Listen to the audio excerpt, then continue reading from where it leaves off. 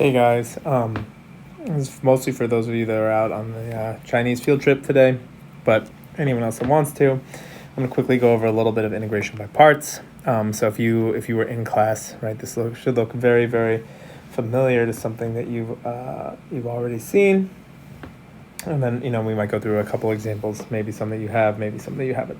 So integration by parts comes from the product rule, and remember the product rule for taking a derivative, so that the derivative of some function f of x times g of x, right? Well, that was just equal to the first function times the derivative of the second plus the derivative of the first times the second, right? And so we had this rule, okay?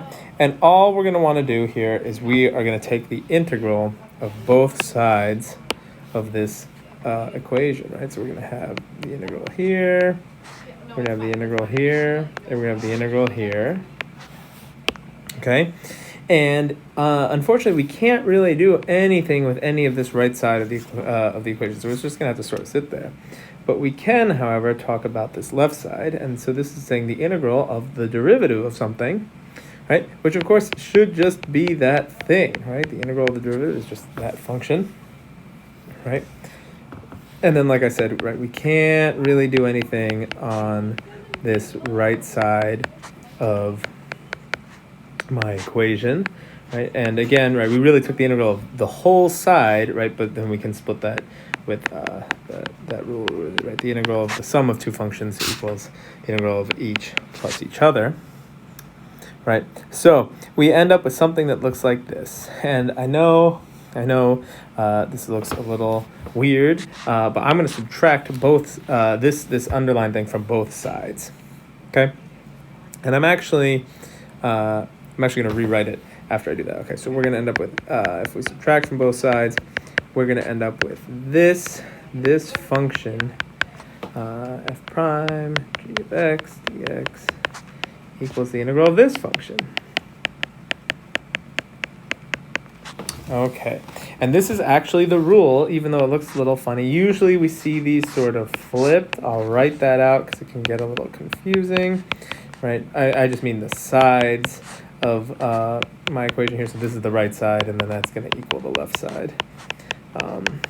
Usually we see it like this. Sometimes you'll see it with V's and U's. I prefer it like this, but you'll see it different ways. So this is actually the formula for integration by parts, okay? And what it does is we're going to underline my f's here, and well, it's in the middle, but we don't really care about that. And then we're going to underline my g, the things that have to do with g. And so we want to do this anytime we see that we have the integral of the product of two functions, f and g prime, and that's a hard integral to take, where the integral of f prime and g might be easier. So we take f's derivative, we take g prime's antiderivative, and somehow we end up with a product that's easier for us to take an integral of. So we have this notion of functions that have just derivatives that are simpler than they are, right? So functions with derivatives that are simpler, we'll say, and things that sort of gets easier to work with as we take a derivative, right? We could let f of x be x. We could let f of x be x squared. Any of the polynomials, right, as we take the derivatives, they get simple, right? They lose a power of their degree, right? Or we could think of maybe ln x. Maybe we'll see some more here that have simple derivatives. And then we also have this list of functions with antiderivatives or integrals, antiderivatives that are no more complex. So what function, if I were to take the antiderivative, isn't more complex than the original function? And we have sort of these notions of maybe cosine x or maybe sine x, right? The antiderivative of cosine isn't more complex than cosine itself. Another classic example we have is e to the x. And so we're going to look for patterns here in this formula that I'm going to put in this box, this formula that will help us, okay? We're going to look at patterns that will help us integrate some complicated things that we could never integrate prior. So let's leave that formula at the top, and let's think about an example where I was trying to integrate, those of you that were in class saw this one, x cosine x. Just say I had to integrate that thing. Well, u sub doesn't work, right? Because the derivative of cosine, right, isn't going to cancel with this other x, right? So there's not a u sub, but it is the product of two functions. One function gets simpler as we take its derivative. The other function doesn't get more complex as we take its antiderivative.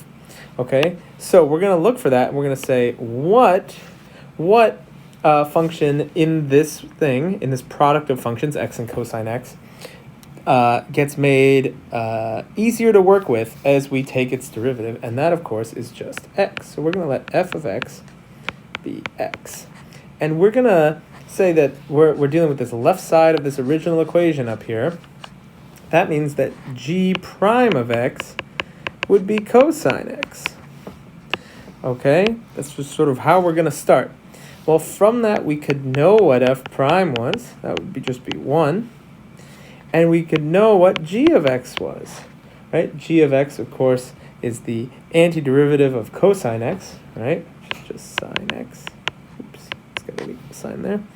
Okay, and so we sort of have this setup here where I have, this is now f here, and this is g prime. And we're saying that f times g prime we could take the integral of. And by the formula we got from that, from the product rule up above, right, we know that this is equal to f times g, which is just x times sine x, minus the integral of f prime times g, right? That comes from up here, right? These two pieces in our integration by parts. And f prime was just 1, and g is g is sine x dx. Well, let's talk about why this is easy, right? So this thing over here that I'm going to underline again here, this guy was a hard integral to take. And we have used integration by parts to give ourselves an easier integral to take, right? And we don't care how messy that middle term is, that x sine x, because it's just, it's not under an integral sign, right? So we don't care about this term right here. We only care about this one because we have to integrate it, right? We have to integrate this guy here. So let's rewrite, right? We still have x cos x dx on the left. We still have x sine x. And then over here I have the integral of sine x. The integral of sine x, which is negative cosine x, right? So I'd have a negative cosine x plus some c. Or x sine x plus cosine x, because I have two pluses there, or two minuses, plus some c. And this is actually that integral. If you were to take the derivative of the thing I just took, I just put in a box, you would get x cosine x back. So we used integration by parts to take a product of two functions that looked messy to take an antiderivative for, and we made it into something. We made it into something over here that I knew how to take the integral of, right? Sine x we could take the integral of, and we could be happy. Okay, so we had to pick f and g intelligently, then use our formula to sort of get somewhere meaningful. Okay, so I want to do one or two more examples. Maybe we'll walk through one of the ones from class, and maybe we'll do ln. That could be fun. Let's do one of the ones from class. So from class, we had x squared e to the x dx. Well, we said up above in my families that e to the x had an antiderivative that was no more complex than the original, right? So that was a giveaway that was probably going to be our g prime, right? So we're going to let f be x squared, and we're going to let g prime be e to the x. Well, that means f prime is just 2x, and g is also e to the x. Well, if we were to rewrite this using our integration by parts formula, right, we would know that this thing is now equal to f times g, so that's x squared e to the x, minus the integral of 2x e to the x dx. Now this also, we're not so good at taking this integral, right? We're not so good at that. But we can apply integration by parts again. And we see that because of the degree here of x and the degree here of x squared, we did make our lives a little bit easier. So we're going to want to do a very similar thing to evaluate this integral. We're going to say f of x is 2x. F prime of x will just be 2. And g prime of x has to be e to the x again. And so g is also e to the x. So let's look at what that would equal. That would mean that the integral of x squared e to the x dx is actually equal to x squared e to the x minus this whole quantity, which is f times g, 2x e to the x, minus the integral of 2 e to the x dx, right? Because that's f prime and g. Okay, well, we know that. That's just 2e to the x, right? So this is really x squared e to the x minus 2x e to the x plus, right, because I got a 2 minus signs, 2e to the x plus c. So we had to apply integration by parts twice, right? Once for this guy, once for this guy here.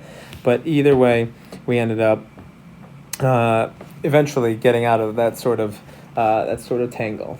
Okay, so that's another example of integration by parts. I want to do one last fun one. I'll leave it to you guys if you guys actually find it fun. Okay, one last fun one, which is sort of how we arrive at the integral of ln x. Some of you may know what this is. Some of you may know, but let's figure out how we would do this. So this doesn't look like the product of two functions. It certainly doesn't. It just looks like one function. But I'm going to sort of close my eyes and pretend if my f is ln x, that my g prime of x down here could just be 1.